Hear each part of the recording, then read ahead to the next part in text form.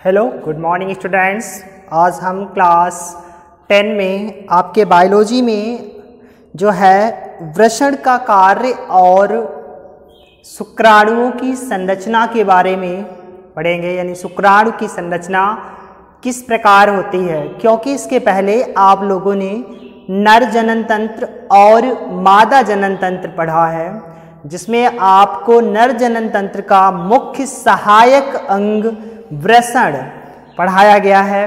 वृषण को बताया गया है कि उसकी संरचना किस प्रकार होती है और उसका क्या कार्य होता है। तो उसी के आधार पर देखिए आज हम वृषण का कार्य और शुक्राणु की संरचना के बारे में देखते हैं। तो आज का हमारा टॉपिक है वृषण के कार्य तथा शुक्राणुओं की संरचना या शुक्राणु की संरचना। तो सबसे पहले वृषण के कार्य, यानी जो नर जनन तंत्र का मुख्य अंग है, यानी मुख्य जनन अंग है वृषण, जिसको इंग्लिश में टेस्टिस कहा जाता है।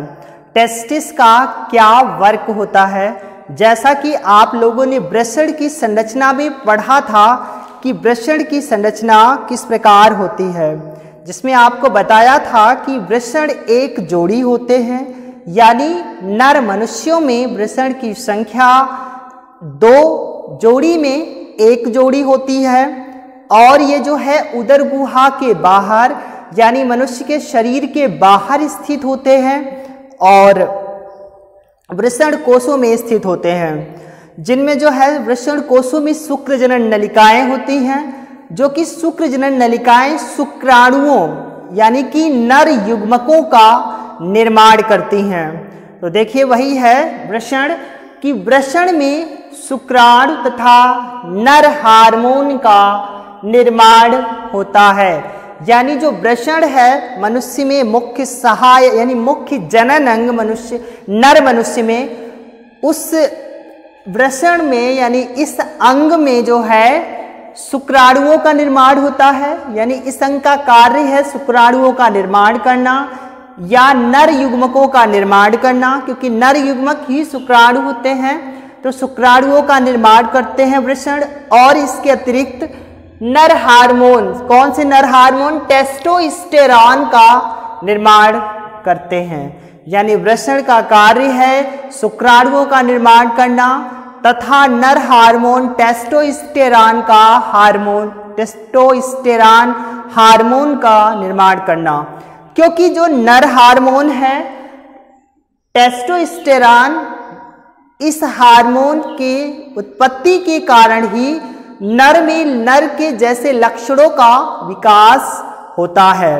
तो आप पढ़े कि नर में वृषण का क्या कार्य है।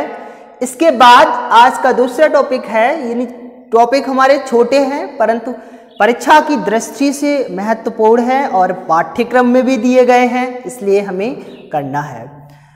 शुक्राणु की संरचना यानी स्ट्रक्चर ऑफ स्पर्म। तो आपने जैसा कि पढ़ा कि जो नर का मुख्य जनन अंग है वृषण यानी कि टेस्टिस, वो उसका कार्य होता है शुक्राणुओं का निर्माण करना और नर हार्मोन टेस्टोस्टेरॉन को उत्पन्न करना, यानी नर हार्मोन और शुक्राणु दोनों का निर्माण करना। तो जो वृषण के द्वारा निर्मित शुक्राणु हैं उनकी संरचना किस प्रकार से होती है ये हम देखते हैं अब। तो जो हमारा शुक्राणु होता है तो उस शुक्राणु में प्रत्येक शुक्राणु यानी शुक्राणु की संरचना में जो सभी प्रकार यानी जो शुक्राणु हैं 3 भागों सिर, मध्यखंड, पूंछ में विभेदित होता है। यानी प्रत्येक शुक्राणु 3 भागों में विभेदित होता है। मुख्य रूप से वो 3 मुख्य रूप से कौन से भाग हैं? शीर्ष, मध्यखंड और तीसरा भाग है पुच्छ या पूंछ।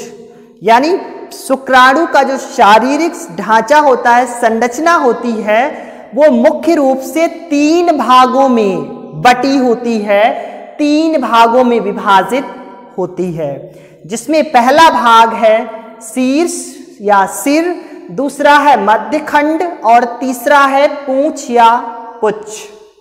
तो देखिए यहाँ पर ये शुक्राणु बनाया गया है मानव शुक्राणु की संरचना, यानी मनुष्य में, नर मनुष्य में उत्पन्न शुक्राणु की संरचना देखिए आप किस प्रकार से है। शीर्ष यानी ये देखिए पूरे शुक्राणु को 3 भागों में मुख्य रूप से बांटा गया है। पहला भाग है शीर्ष और दूसरा भाग है मध्य खंड यानी मिडिल वाला हिस्सा और तीसरा भाग है पूंछ या पुच्छ का हिस्सा। तो इन तीनों के बारे में, तीनों हिस्सों के बारे में थोड़ा थोड़ा जान लेते हैं। देखिए पहला है शीर्ष यानी कि हेड। तो देखिए हेड कैसा होता है, हेड का आकार कैसा बना होता है। शीर्ष प्रायः फूला हुआ घुंडीदार होता है। जिस प्रकार आप संरचना में शुक्राणु यानी मानव की शुक्राणु संरचना में आप देख पा रहे हैं, शीर्ष वाला भाग थोड़ा फूला हुआ है और घुंडी नुमा दिखाई दे रहा है। देखिए ये भाग फूला हुआ है और घुंडी नुमा है, जिसमें एक केंद्रक तथा हैप्लॉयड गुणसूत्र उपस्थित होते हैं। हैप्लॉयड का मतलब है अगुणित गुणसूत्र उपस्थित होते हैं और द्विगुणित नहीं होते हैं। डिप्लॉयड द्विगुणित और हैप्लॉयड का मतलब है अगुणित गुणसूत्र।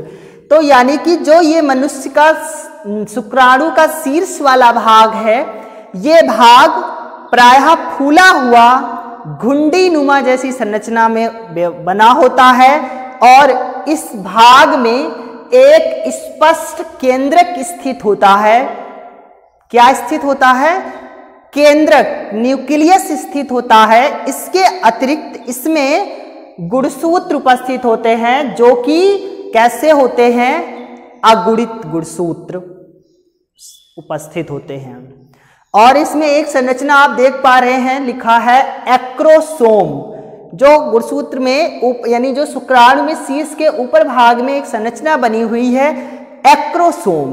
तो जो ये एक्रोसोम होता है, इसका कार्य क्या होता है? जब शुक्राणु मादा के अंडाणु से, यानी जब नर का शुक्राणु यानी ये नर का शुक्राणु और मादा से उत्पन्न जो अंडाणु होता है यानी जो मादा युग्मक होता है, तो जब नर के यानी और मादा दोनों के केंद्रक, मादा युग्मक और नर युग्मक दोनों के केंद्रक आपस में मिल रहे होते हैं, तो उस समय जो ये शीर्ष भाग में स्थित एक्रोसोम वाला भाग है, ये एक्रोसोम क्या करता है? मादा अंडाणु को भेदने का काम करता है, यानी मादा अंडाणु में प्रवेश करने का कार्य करता है। तो एक्रोसोम का आप कार्य समझ पाए कि एक्रोसोम का क्या कार्य होता है।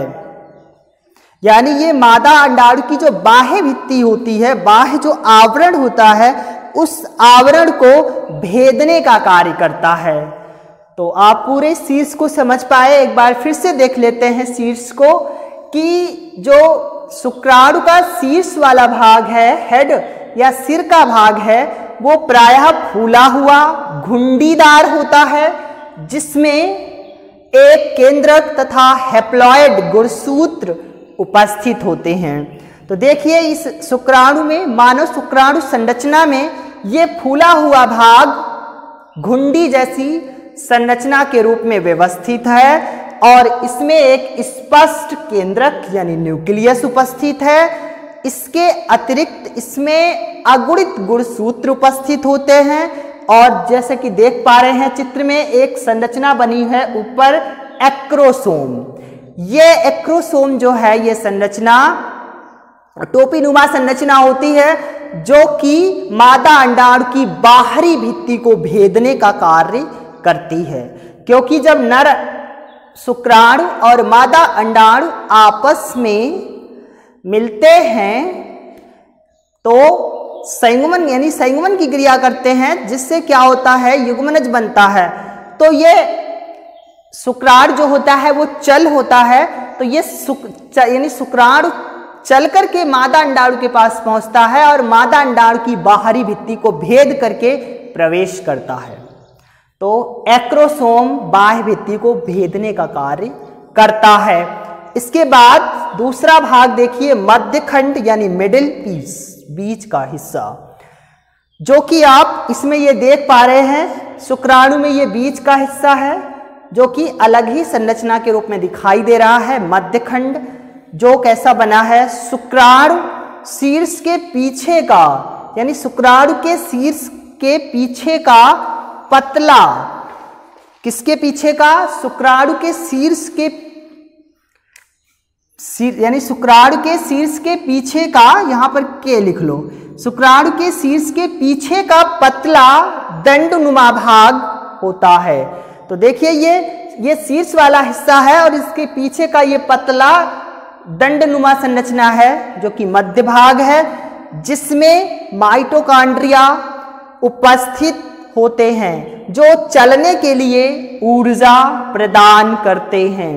यानी इस हिस्से में देखिए ये माइटोकॉन्ड्रिया व्यवस्थित हैं और ये माइटोकॉन्ड्रिया शुक्राणु को चलन क्रिया करने के लिए ऊर्जा की पूर्ति करते हैं। आपने पढ़ा है कि माइटोकॉन्ड्रिया को कोशिका का पावर हाउस कहा जाता है, विद्युत ग्रह कहा जाता है, क्योंकि कोशिका में संचित ऊर्जा जो है माइटोकॉन्ड्रिया में होती है। यानी कोशिकाओं द्वारा यानी खाद्य पदार्थों द्वारा विमुक्त की गई ऊर्जा को माइटोकॉन्ड्रिया संचित करता है, इकट्ठा करता है और आवश्यकता पड़ने पर कोशिकाओं को संचित ऊर्जा का वितरण करता है। इसी कारण माइटोकॉन्ड्रिया को कोशिका का पावर हाउस या विद्युत ग्रह कहते हैं। तो जो यहाँ पर माइटोकॉन्ड्रिया इसके मध्य भाग में स्थित हैं, ये माइटोकॉन्ड्रिया इस शुक्राणु को चलन क्रिया करने के लिए, गमन करने के लिए जो है ऊर्जा की पूर्ति करते हैं, ऊर्जा पहुंचाते हैं। क्योंकि किसी भी कार्य को करने के लिए, यानी आप ही अब चल रहे हो तो आपको भी चलने के लिए ऊर्जा की जरूरत होती है, यानी किसी भी कार्य को करने के लिए एनर्जी, ऊर्जा की आवश्यकता होती है। तो उसी प्रकार से यहाँ पर भी इस शुक्राणु को भी चलने के लिए ऊर्जा की आवश्यकता होती है और वो ऊर्जा माइटोकॉन्ड्रिया के द्वारा पहुँचती है, पूर्ति होती है। इसके बाद तीसरा भाग पुच्छ, जिसको टेल कहते हैं इंग्लिश में, यानी पूंछ। तो ये आप देख पा रहे हैं मध्य भाग के नीचे का पतला हिस्सा जो है ये पूंछ वाला कहलाता है, पतला हिस्सा पूंछ कहलाती है, जो कि बनी हुई है, लिखी भी है कि पुच्छ प्रायः लंबी धागेनुमा अत्यधिक गतिशील होती है। कैसी होती है? पुच्छ प्रायः शुक्राणुओं की जो है वो लंबी धागेनुमा अत्यधिक गतिशील होती है। तो देखिए ये जो पूंछ है ये प्रायः कैसी है? लंबी है और धागेनुमा बनी हुई है। यानी ये पूंछ और भी लंबी ऐसे बना सकते हैं आप, धागे जैसी, ठीक है, धागे जैसी संरचना बनी होती है पूंछ की, और ये पतली होती है और इसका कार्य होता है ये शुक्राणुओं को चलने में मदद करती है, क्योंकि ये गतिशील होती है। यानी शुक्राणु की जो पुच्छ होती है, टेल होती है, वो ये हिलती डुलती रहती है, जिसके कारण शुक्राणु को चलने में सहायता मिलती है। तो इसी के साथ आज आपने पढ़ा वृषण के कार्य और शुक्राणुओं की संरचना, दोनों ही जो है समाप्त होते हैं। आप अपनी कॉपी पर दोनों यानी टॉपिक वृषण के कार्य जो कि आपके 1 नंबर में पूछा जाता है और ये भी आपके सिलेबस में पूछा जाता है, अच्छे से फेयर करना और विद चित्र के साथ। तो आज के लिए बस इतना ही। आपको मिलते हैं नए वीडियो में एक नए टॉपिक के साथ।